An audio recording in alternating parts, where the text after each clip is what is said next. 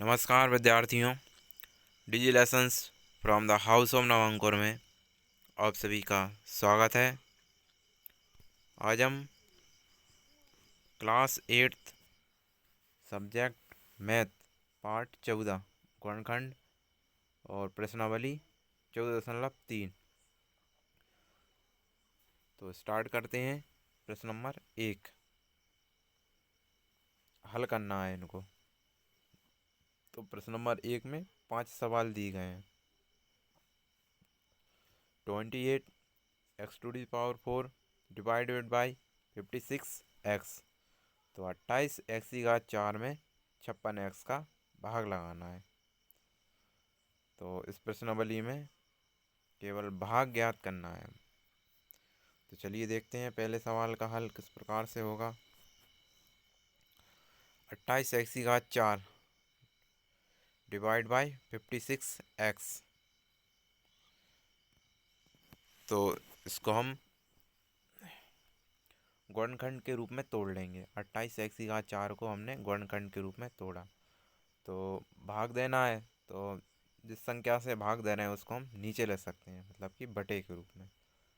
तो 28 x की घात 4 को हमने लिख लिया 2 गुणा 2 गुणा 7 गुणा एक्स गुणा एक्स गुणा एक्स गुणा एक्स।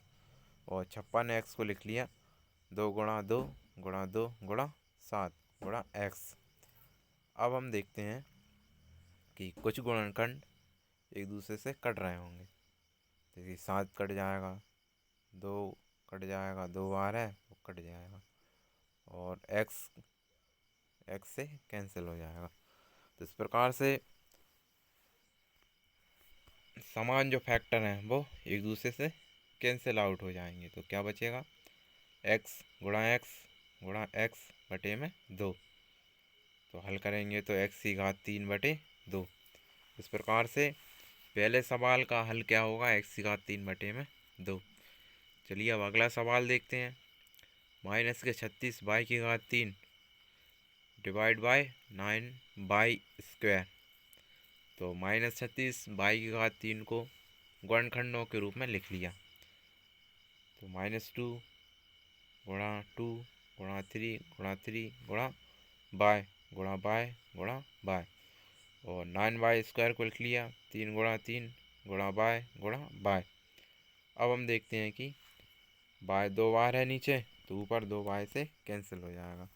और 3 2 बार है नीचे, ऊपर भी 2 बार हैं, ये भी कैंसिल हो जाएंगे। तो क्या बचेगा, -2 गुणा 2 गुणा बाय, और नीचे क्या बचेगा, 1। तो सवाल नंबर 2 का हल क्या होगा, -4y। चलिए आगे चलते हैं। तो सवाल नंबर 3 पर, और जो दूसरा सवाल हमने समझ लिया था, दूसरे सवाल का हल क्या होगा, -4y। तो तीसरा सवाल देखते हैं। 64 p³ r⁻³ divide by 11 q⁻r²। तो इसको भी हमने गुणनखंडों के रूप में तोड़ लिया। 64p³ इंटू r⁻³ को क्या लिख लिया, 2 गुणा 3 गुणा 11 गुणा p गुणा q गुणा q गुणा r गुणा r गुणा r, और बटे में 11q गुणा r गुणा r। तो जो समान पद हैं ऊपर नीचे वो कट जाएंगे। तो केवल क्या बचेगा, 3 गुणा 2 गुणा p गुणा q गुणा r, और बटे में 1। तो हल करेंगे तो क्या आएगा, 6p⁻r। चलिए अब चौथा सवाल देखते हैं। चौथा सवाल क्या है, 34 x की घात 3 y की घात 3 z की घात 3 भागित 51 x y² z³ तो इसे भी हमने सबसे पहले गुणनखंडों के रूप में तोड़ लिया। गुणनखंडों के रूप में तोड़ करके फिर जो समान राशि थी ऊपर नीचे वो एक दूसरे से कैंसिल हो जाएंगी। तो क्या बचेगा, 2 गुणा एक्स गुणा बाय, और नीचे क्या बचेगा, 3। तो चौथे सवाल का हल क्या होगा, 2/3 एक्स की घात 2 बाय। चलिए अब पांचवा सवाल देखते हैं। तो 12 a⁸ b⁸ divide by -6 a⁶ b⁴। तो इसको भी हमने सबसे पहले गुणनखंडों के रूप में तोड़ लिया। तो गुणनखंडों के रूप में तोड़ने पर फिर हम देखते हैं कि ऊपर और नीचे कुछ जो समान पद हैं वो कैंसिल हो जाएंगे। कैंसिल होने के बाद क्या शेष बचेगा? 2 गुणा ए गुणा ए गुणा बी गुणा बी गुणा बी गुणा बी, नीचे बचेगा -1। तो पांचवें सवाल का हल क्या होगा? -2a² b⁴। तो आज हमने बीजीय व्यंजकों में भागफल देना सीख लिया है। तो सबसे पहले हम क्या करते हैं?